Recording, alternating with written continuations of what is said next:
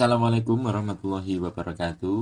Oke, kembali lagi di channel Yono Budoyo, channel pembelajar ulung, dan kali ini saya akan menjelaskan materi tentang keberagaman masyarakat Indonesia dalam bingkai Bhinneka Tunggal Ika.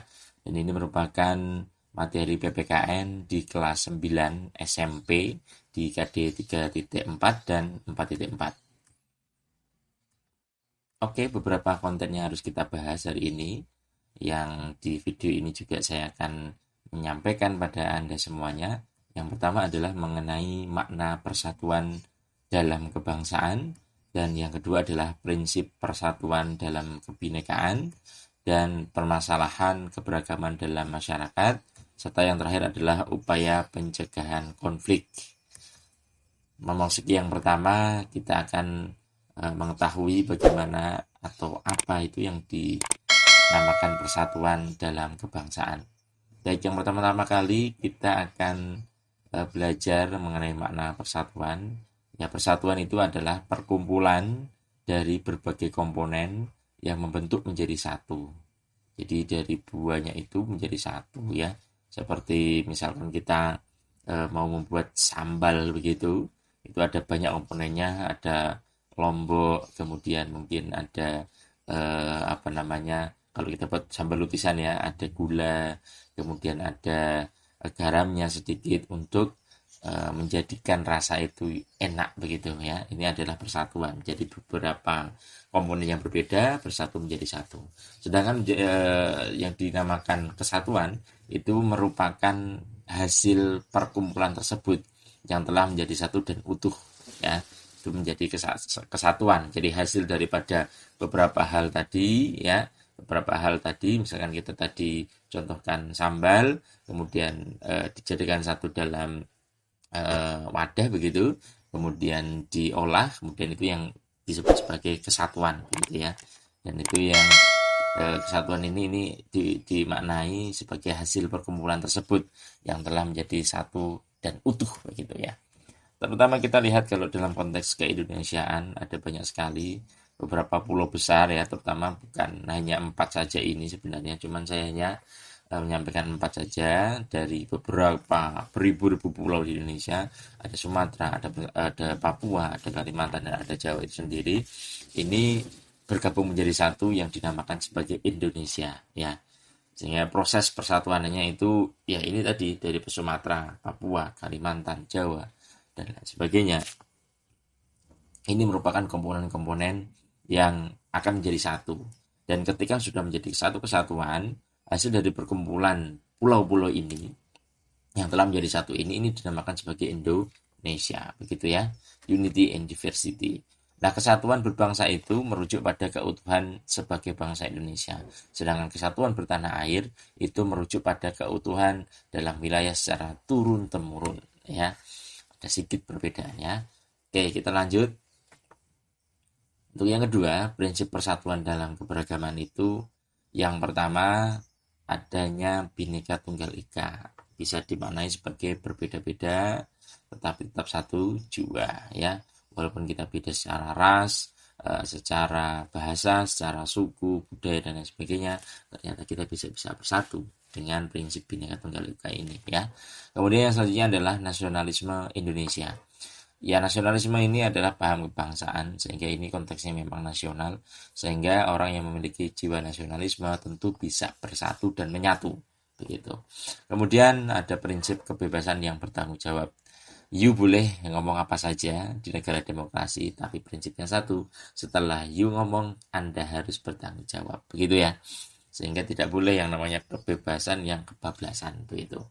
Sehingga ada yang namanya tanggung jawab. Ini sebenarnya civic disposition, ya, ada tanggung jawab begitu.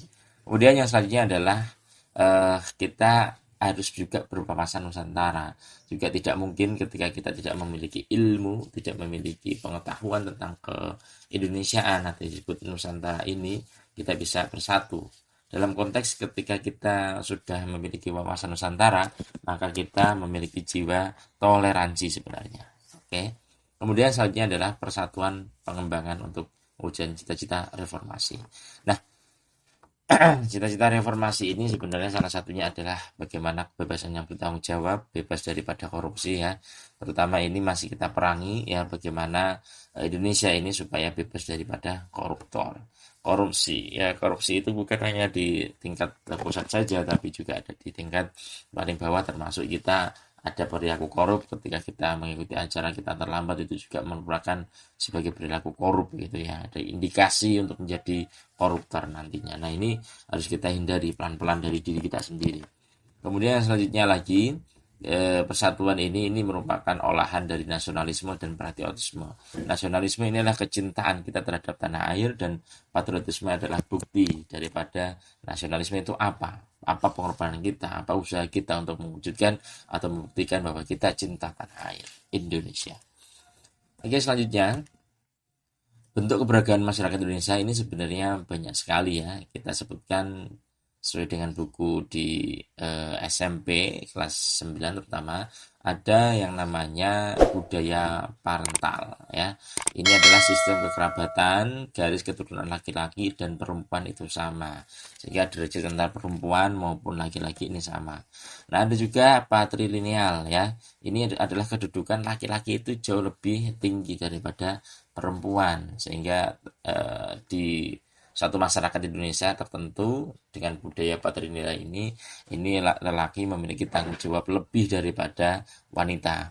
Sedangkan kita lihat matrilineal ini ada yang dikatakan dalam budaya ini adalah kedudukan perempuan itu lebih tinggi daripada laki-laki, sampai pada ada sistem bahwa melamar ketika mau menikah itu adalah yang melamar perempuan, jadi laki-laki yang dilamar begitu. Dan ini adalah budaya ya, jadi ya sudah turun-turun seperti itu begitu. Kemudian ada faktor pembentuk lain yang dinamakan faktor pembentuk adat istiadat atau agama, sehingga ini sesuai dengan agama masing-masing begitu ya.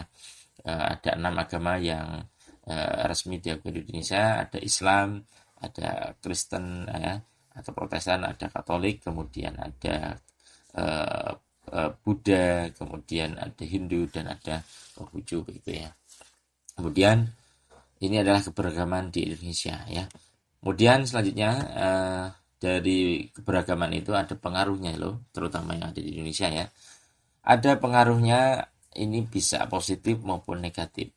Yang pertama, kita coba jabarkan dari segi positifnya, yaitu terciptanya integritas nasional, adanya keinginan untuk bersatu sebenarnya dengan keberagaman itu ya. Kemudian selanjutnya adalah keberagaman menjadi sarana memajukan pergaulan antar sara ya, jadi yang perbedaan itu, kemudian memperkaya khasanah budaya bangsa, sehingga banyak sekali ya wisatawan datang ke Indonesia itu hanya untuk melihat bagaimana prosesi-prosesi adat istiadat dan lain sebagainya yang beragam, yang setiap tahun dilakukan, bahkan bisa jadi setiap bulan begitu. Ini luar biasa. Efek negatifnya tentu terjadi konflik ya dengan adanya perbedaan itu, karena itu tadi mungkin wawasan Nusantaranya kurang, sehingga jiwa toleransinya kurang. Yang kedua, muncul sikap primordialisme. Ini adalah sikap yang mengunggulkan kedaerahan gitu ya, dan muncul juga sikap etnosentrisme. Di mana ini juga menganggap bahwa dari budayanya itu lebih tinggi, lebih baik daripada yang lain. Ini tidak boleh ya. Dan fanatisme yang berlebihan ya, baik fanatisme terhadap daerahnya, budaya dan sebagainya, tidak boleh ya. Bahwa kita ingat bahwa kita di Indonesia ini ada banyak sekali budaya, ada banyak sekali ragam adat istiadat, dan kita harus saling bisa toleransi, menghargai dan lain sebagainya. Begitu ya. Oke.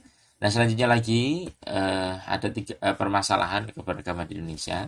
Kalau kita boleh identifikasi, antar golongan ini akan muncul diskriminasi namanya, atau memandang dari segi derajat ya. Kemudian antar ras, ini terutama ya rasialis ya, saling ejek mengejek, bullying dan lain sebagainya, ini juga tidak boleh ya. Kemudian perbedaan warna kulit dan lain sebagainya.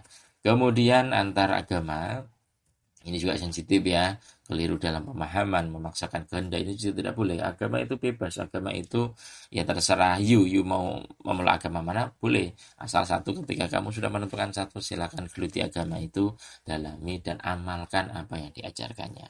Kemudian antar suku ya, perbedaan antar istiadat, budaya dan lain sebagainya. Dan ini adalah permasalahan-permasalahan yang kita klasifikasikan ya berdasarkan golongan, ras, agama dan suku.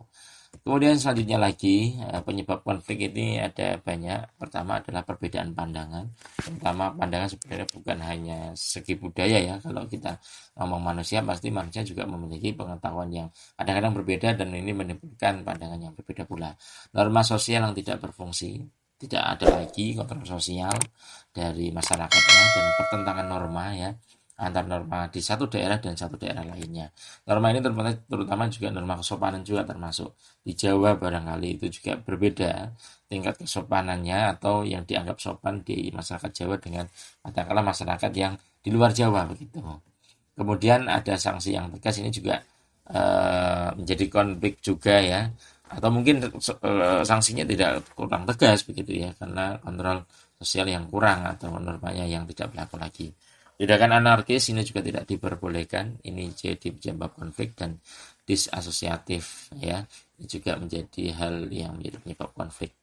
Nah, akibatnya yang ditimbulkan adalah perpecahan, kerugian material, kehancuran nilai-nilai sosial, perubahan kepribadian. Nah, maka ada upaya pencegahan preventif maupun represif. Preventif ini adalah pencegahan yang ya sebelum terjadi ya, jangan sampai kita cegah dulu dengan sikap toleransi, kerjasama, dan latihan bersama. Ditingkatkan gotong royong, itu khas Indonesia. Kalau represif, penangkapan, pembubaran paksa, dan sebagainya. Nah ini ketika sudah timbul ya, adanya mungkin golongan tertentu yang bisa menimbulkan perpecahan antar umat atau bangsa Indonesia ya gitu.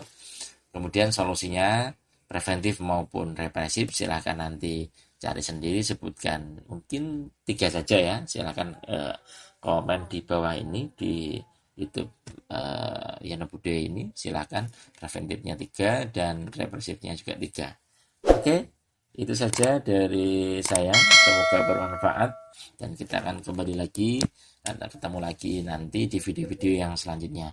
Terima kasih. Wassalamualaikum warahmatullahi wabarakatuh. Salam Pancasila.